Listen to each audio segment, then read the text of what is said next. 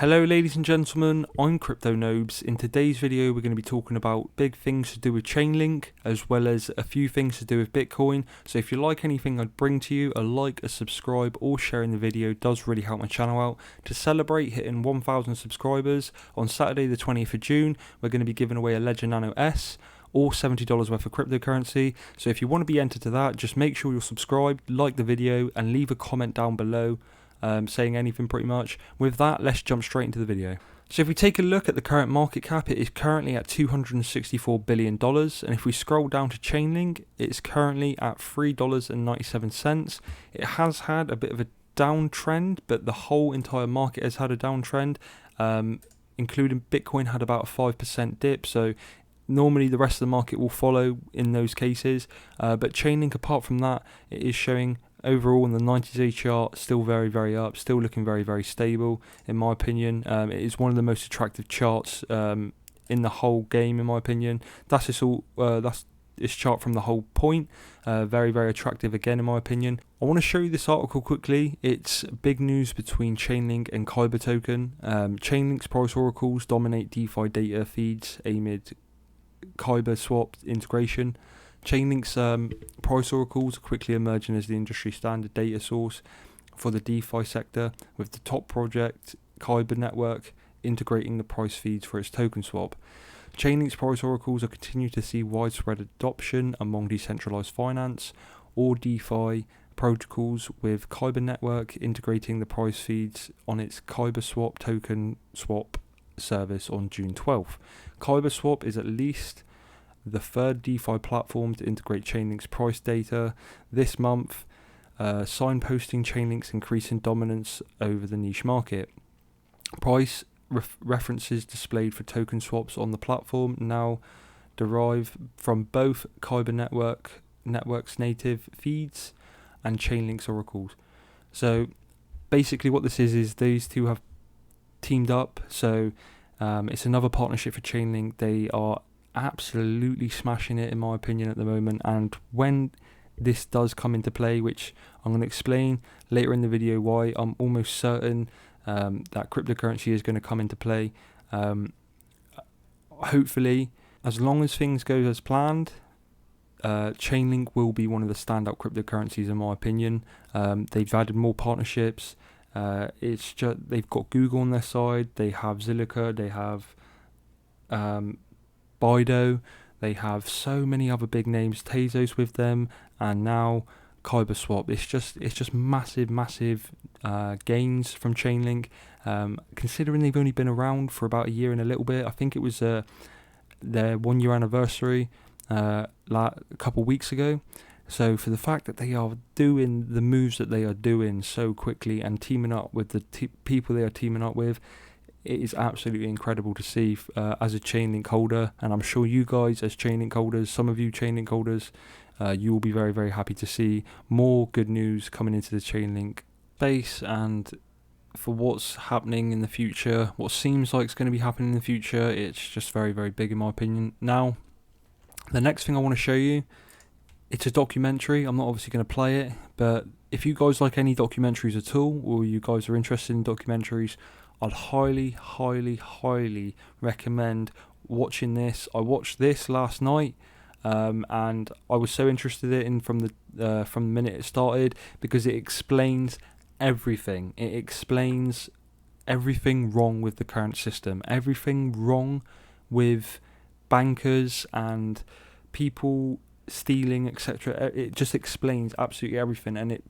talks about Bitcoin as a different solution, how it's a possible solution. So I reckon it's not biased at all in my opinion. It does talk about quite a lot of the economics and stuff like that. It's very interesting, but they just mention Bitcoin, and they go into the cryptocurrency side of things towards the end of it, and it's very interesting. So I'm going to leave this in the description down below. If you guys want to check this out, highly recommend checking it out. Now, one of the last pieces of news that I want to show you guys, this is to do with Bitcoin. Now, this is why me personally, I'm almost certain that cryptocurrency is going to happen, purely because JP Morgan is one of the biggest banks in America, and they say now that Bitcoin crash survival show it has staying power. Now, this has happened over 350 times, where the governments have said that Bitcoin is dead. It is no longer a thing. It is this, that, and that. Over 350 times, they have logged it to then bring it up as memes later on in time to laugh at the government. Bitcoin is not going to die.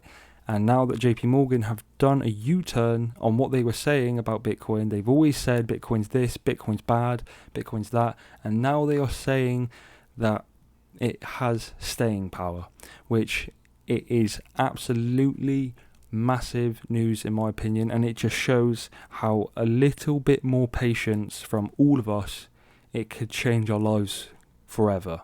Now that's the beautiful thing about it, because my gut feeling has been telling me that this is going to happen, that like cryptocurrency is going to come into play. Institutional investors are going to look at it, big businesses are going to look at it. It solves so many problems to do with the current system and finance, and for me, I think this is, considering we are in a recession, I think it is worse than the Great Depression in 1930, but here's the thing, so it has to get this bad for something to change. And now that you're getting the biggest people in the world looking at it, some more and more celebrities are coming into it. Elon Musk, if you have a look on Elon Musk's tweets, even he personally said that he owns 0.25 Bitcoin, and that's from Elon Musk himself. I'll show you that tweet in a second actually. But this is the Bitcoin stock to flow. This is the last thing I want to show you. I always show it in my videos because of the accuracy. It has an 80% accuracy rate, and so far this is what it is doing. And if we go here, I've shown you this multiple times. If you're new to this, it's a measurement model. It's been used in the past, and this is a predicted measurement model as to why Bitcoin will go to 100k.